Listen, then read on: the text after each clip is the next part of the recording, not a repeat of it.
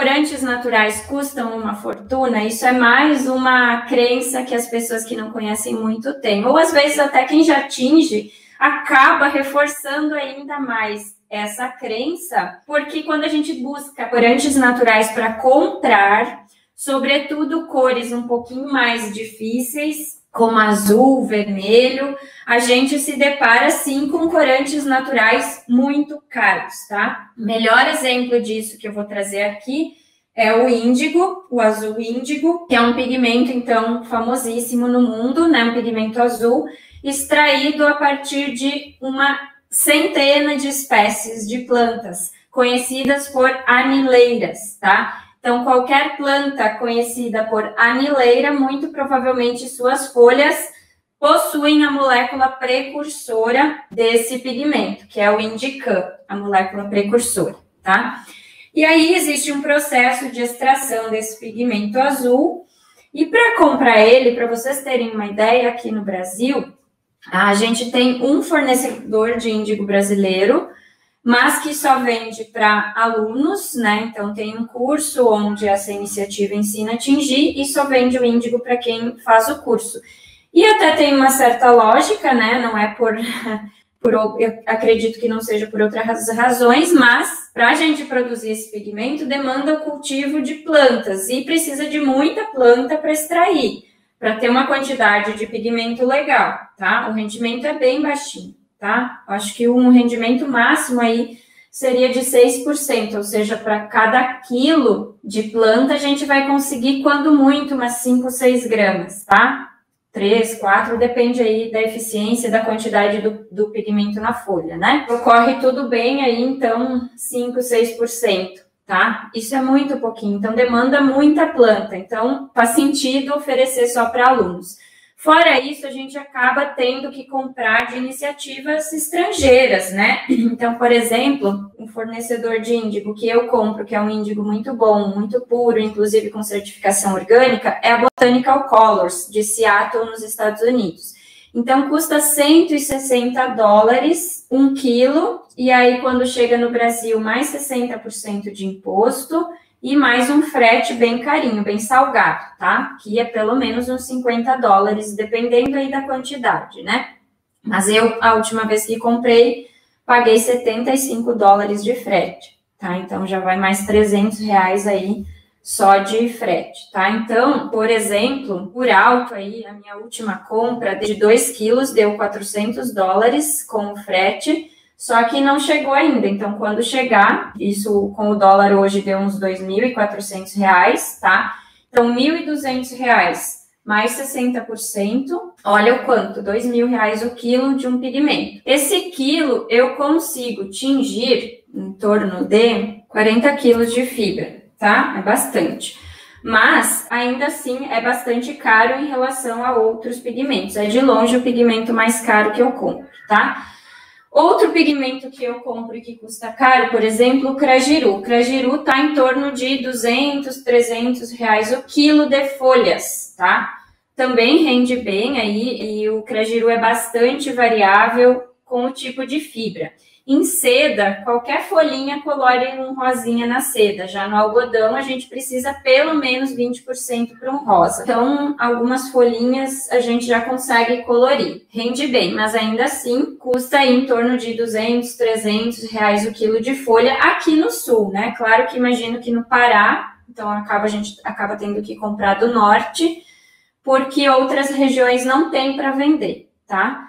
E aí eu já queria trazer aqui o cerne dessa live. Sim, quando a gente busca corante natural para comprar, sobretudo algumas cores custam muito caro mesmo, tá? Outra opção de vermelho, além das folhas do crajiru, pau-brasil, cochonilha. Cochonilha é outra, que se a gente precisar comprar, a gente tem que importar de regiões produtoras, como o Peru, México, né? Cochonilha, então, é um inseto. O pau-brasil a gente até acha com muita dificuldade, porque pau-brasil é uma árvore, a gente precisa cortar uma árvore madura de pelo menos uns 40, 50 anos para ter um corante bom, tá?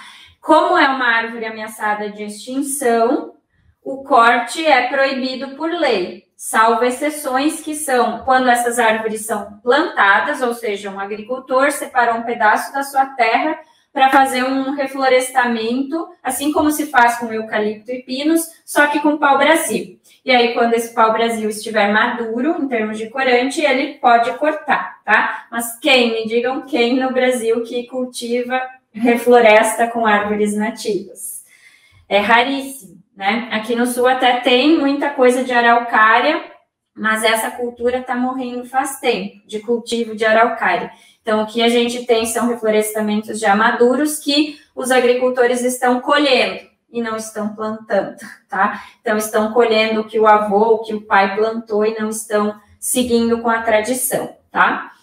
E falo isso com propriedade porque trabalhei no licenciamento florestal daqui por muitos anos, tá? E isso, todos os anos, muitas licenças para corte de árvore plantada, mas ninguém plantando para daqui 20, 30, 40 anos colher. Então, o pau-brasil é proibido o corte e não tem plantio. Se tem, são raríssimos, tá? E outra exceção são licenciamentos de utilidade pública, como usinas hidroelétricas, estradas federais, e isso também não é corriqueiro. E quando tem esses licenciamentos, não quer dizer que tem um pau-brasil lá no meio, tá? Porque é uma árvore rara, por isso está ameaçada de extinção devido a ter sido visado o corte por séculos, né? A coroa portuguesa se encarregou de acabar com a espécie na natureza, certo? Então, o pau-brasil, embora quando a gente encontre, ele não é lá uma fortuna, mas é raro de encontrar porque o corte é proibido. Então, são raras as formas legais de se obter pau-brasil. Mas os corantes naturais, os grupos de cores, eles fazem parte de um número bem pequeno de classes de corantes, tá? Então, a gente tem, por exemplo, carotenoides, que variam do amarelo ao vermelho. A gente tem antocianinas, variam do vermelho ao azul. A gente tem taninos, que são, em geral, beges, castanhos, marrons, mas podem estar associados com antocianinas, com outros flavonoides amarelos, por exemplo, que então também podem ser coloridos. E no contexto geral aí de milhares de espécies de plantas no mundo, as cores nessas milhares de espécies vêm das mesmas moléculas, tá? Então, a quercetina, que é o amarelo da casca de cebola, também é o amarelo aqui da casca da romã, por exemplo. O vermelho do pau-brasil é uma antocianina, tá? Essa antocianina também está lá na folha do crajiru, tá? Todas as anileiras que eu mencionei aqui no início, elas têm o precursor do pigmento azul, tá? Então, tem uma espécie japonesa, que é a Persicaria tinctoria, tem uma espécie europeia, que é a Isatis, tem a espécie indiana mais conhecida, pelo menos, que é a Indigofera tinctoria. Outra opção de vermelho muito famosa é a raiz de rúbia, usada desde os egípcios, muito famosa na Europa. Não é uma espécie local, não é uma espécie brasileira. Mas aí o que eu quero trazer com isso? As cores vêm de poucas classes de corantes naturais que estão presentes em centenas, se não milhares de espécies no mundo. E vou voltar ao exemplo aqui do azul, que é o exemplo perfeito, né? Porque é uma cor rara na natureza. Aonde a gente vê azul na natureza, em termos de matéria, tirando o céu e a água, que não é algo que a gente possa extrair a cor azul? Algumas pouquíssimas frutas, algumas pouquíssimas flores, tá? O azul é muito raro. Mas tem o precursor nas folhas de todas as espécies conhecidas por anileira. Então, se chama anileira porque tem o precursor ali. Existem no Brasil identificadas 13 espécies do gênero Indigofera que são anileiras, ou seja, que a gente pode extrair esse pigmento da folha. Então, esse índigo que a gente exporta a uma fortuna, uma verdadeira fortuna, então, tranquilamente, quase R$2.000 o quilo, porque raios que não tem índigo brasileiro. Primeiro, essa cultura da extração, ela morreu com a Revolução Industrial, que trouxe os pigmentos sintéticos, tá? Aí, no final do século XIX, lá por 1879, existiam só no estado do Rio de Janeiro, não sei se existia em outros estados brasileiros, mas no estado do Rio de Janeiro existiam 232 fábricas de extração de pigmento azul de anileiras brasileiras, ou seja, 130 anos atrás, 140, entre 130 e 140 anos atrás, existiam 200 fábricas, mais de 200 fábricas de extração de azul no Rio de Janeiro. Era extraído, era feito esse pigmento e era, em sua maioria, exportado. E no mundo todo existiam essas iniciativas de extração, cultivo de anileiras para a extração do pigmento azul, porque era da onde vinha o azul, era a principal fonte de azul. Como eu disse, o azul é raríssimo na natureza. E quando a gente encontra na natureza, como por exemplo na hortênsia e no mirtilo, que tem uma antocianina chamada mirtilina, que é azul, esse corante natural não é sólido no tingimento. E ainda que fosse, não é lá muito viável você usar uma fruta, que é um alimento, para extrair corante. Além de ser um alimento, também é outro alimento caríssimo, né? Que é o mirtilo. Pelo menos aqui para nós é caríssimo. As hortênsias, né? As flores até poderia se cultivar, mas, como eu disse, não é um corante natural sólido, tá? Então, o azul índigo que vem das anileiras é a fonte de azul natural mais viável, tá? Mas demanda cultivo e existe uma forma, não digo complexa, mas que demanda muitos cuidados, tá? Existe uma metodologia para fazer essa extração. Então, com a Revolução Industrial, isso morreu, acabou com os cultivos de anil no mundo, sobraram pouquíssimas iniciativas que seguiram fazendo isso de forma geralmente tradicional, né, de um conhecimento popular que se manteve, mas não assim nessa escala industrial, pouquíssimas iniciativas. Hoje retornam essas iniciativas. Então, na África existe cultivo, nos Estados Unidos tem outra iniciativa chamada Stone Creek Colors, que faz cultivo e extração do pigmento, tá? Mas, como eu disse, a gente tem que importar e custa uma verdadeira fortuna essa importação. E se a gente tem 13 espécies nativas do Brasil, não apenas nativas, são plantas muito rústicas, que ocorrem naturalmente. Quem é do meio rural, quem é agricultor, que possa estar aqui, agricultora, quem é do meio rural, eu tenho certeza que em algum momento já se deparou ou convive com a planta de forma abundante em beira de estrada, em matagal, em área de terra abandonada, e não sabe o ouro que tem nessas folhas, né? O valor que tem nessas folhas, tá? Então, até acho que foi ontem ou hoje, uma aluna minha, a Kátia, do Rio de Janeiro, ela mora num sítio em Paraty, e ela mandou a foto, finalmente encontrei a planta, ou seja, ela encontrou a planta na natureza, porque ela é uma planta rústica, é uma planta pioneira e vem de forma abundante, tá? Então, a gente não tem para comprar aqui, porque não tem iniciativas cultivando e fazendo a extração.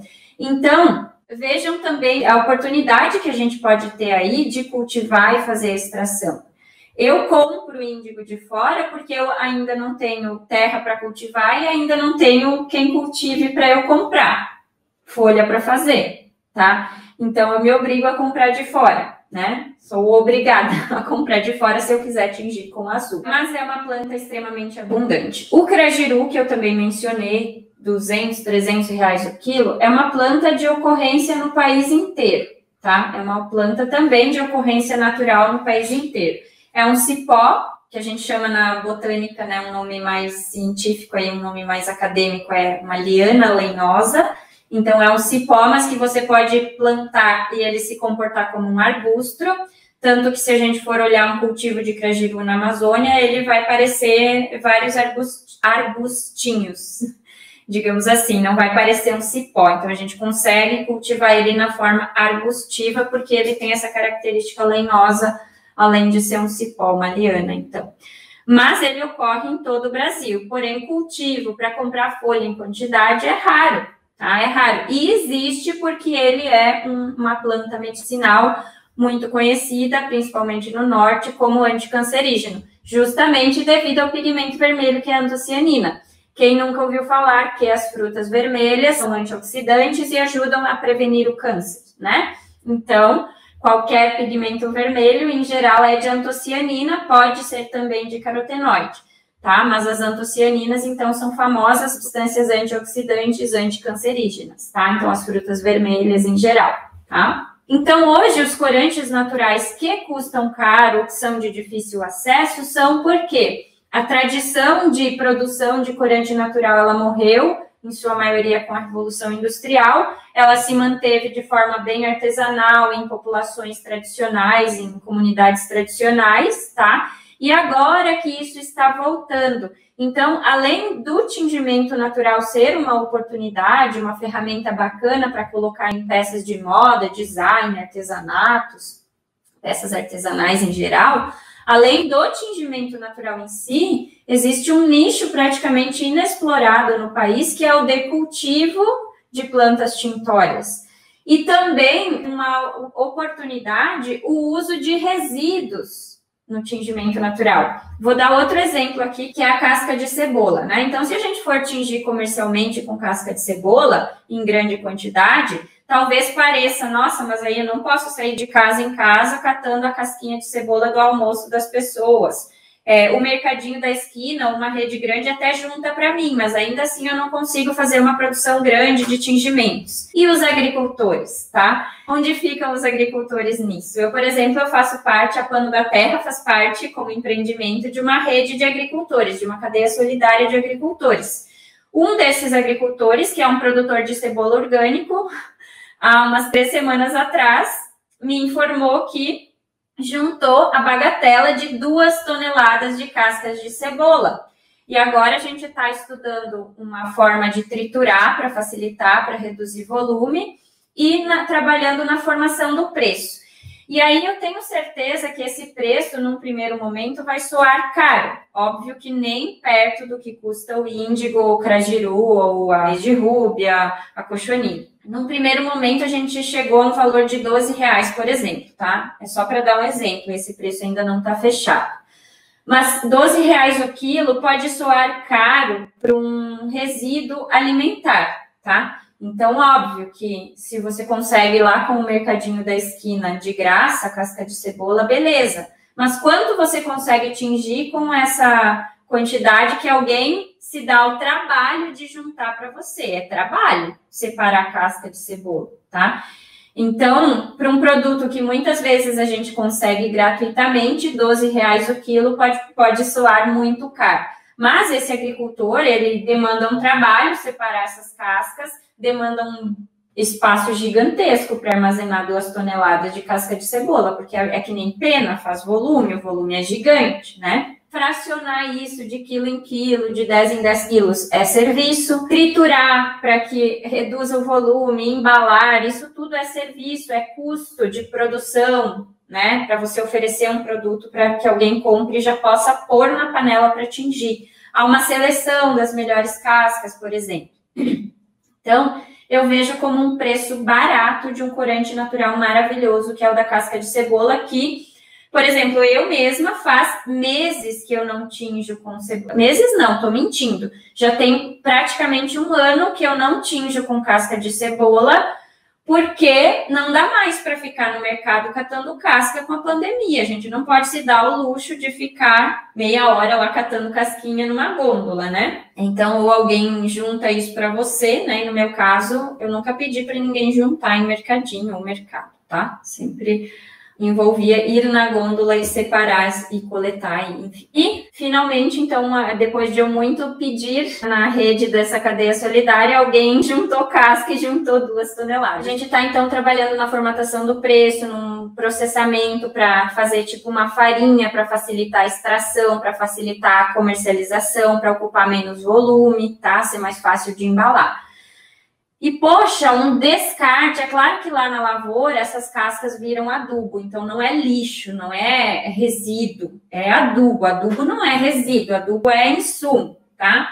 Lá na lavoura tem uma função. Mas, de qualquer forma, para o agricultor, e um agricultor orgânico, né? Para o agricultor é uma oportunidade de gerar renda a partir de um produto material que não era comercializado. E, com o tingimento natural, passa a ser mais uma fonte de renda na propriedade, tá? Então, eu estou nessa cadeia solidária com o intuito de promover o cultivo, a coleta, o aproveitamento desses materiais, sempre de forma ecológica, nunca envolvendo extração predatória, coleta predatória. Inclusive, eu já compro, também já mencionei aqui, já compro de forma recorrente desses agricultores cascas de araucária, cascas que se soltam sozinhas do tronco, não precisa machucar a planta, basta apenas coletar do chão, tá? Então, Os agricultores coletam, trituram, então envolve um trabalho de coleta, envolve um trabalho de triturar, tá? Embalar, pesar, né, fracionar. No máximo 2 meses eu compro aí 20, 30, 45 quilos, dependendo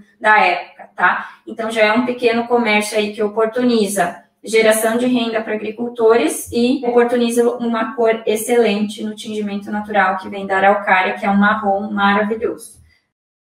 Então, o corante natural custa caro enquanto a gente não olhar para o nosso entorno, ele vai seguir custando caro. Tá? Enquanto a gente não identificar uma indigofera no nosso entorno, cultivar, extrair pigmento, enquanto a gente não se dá o trabalho de comprar mudas e cultivar o nosso próprio crajiru, enquanto a gente não visibilizar materiais como uma casca de cebola, uma casca de araucária, né? A gente vai ficar amarrado aí em lojas de chá para comprar no Mercado Livre sem saber direito a procedência, né? Casca de romã também é um resíduo da produção da romã. A gente encontra para comprar porque é muito usada na panificação e também como medicinal, senão ninguém ia juntar casca de romã para vender. Crajiru hoje a gente encontra para comprar porque é medicinal. Macela a gente encontra para comprar porque é medicinal. Rizoma de cúrcuma longa, o açafrão da terra, tempero. Páprica, tempero. Chá preto a gente encontra porque é um chá famoso, né? Erva mate, a gente, né? Se não fosse o chimarrão, quem que cultivaria a erva mate para fazer tingimento natural? Então, hoje, o que a gente encontra a preço acessível ou é resíduo ou são plantas usadas como medicinal ou como tempero. E fora isso, a gente tem, quando é pigmento extraído com o objetivo de tingimento, como raiz de rúbia, índigo, cochonilha, são exclusivamente tintórias, custa uma fortuna, porque são raras as pessoas que cultivam e extraem. Então, além do tingimento natural, eu entendo que é uma oportunidade é uma ferramenta interessante para reduzir impacto ambiental. Além de tudo, o cultivo, extração, também são nichos que podem gerar renda, tá? E eu não estou falando aqui para ter latifúndio produzindo índigo, latifúndio produzindo chá de crajiru. Eu acho que essas iniciativas, esses cultivos, casam muito com pequenas propriedades, produtores agroecológicos, produtores orgânicos, né? Para compor cultivos biodiversos, sistemas agroflorestais, que são formas de cultivo ecológicas, restauradoras, regeneradoras do ambiente, tá? Então, sim, alguns corantes naturais, algumas cores são caríssimas para colocar num tecido, mas custa caro hoje porque ainda está no começo, ainda tem muita oportunidade, ainda é muito incipiente, há muito poucas pessoas trabalhando com isso em termos de tingir e muito menos gente ainda cultivando. Praticamente não existe, né? Uma ou outra iniciativa.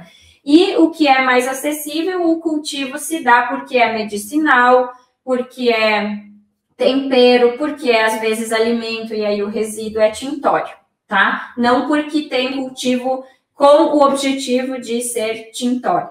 Eu tenho um aluno que eu não sei se ele está aqui hoje, que é o Danilo, ele é designer e ele fez o meu curso com a intenção de dar um uso para a propriedade rural da família, e ele está iniciando um sistema agroflorestal tintório. Então, ele já está aí nos primeiros testes, fazendo umas mudinhas aqui e ali, para produzir tinta, certo?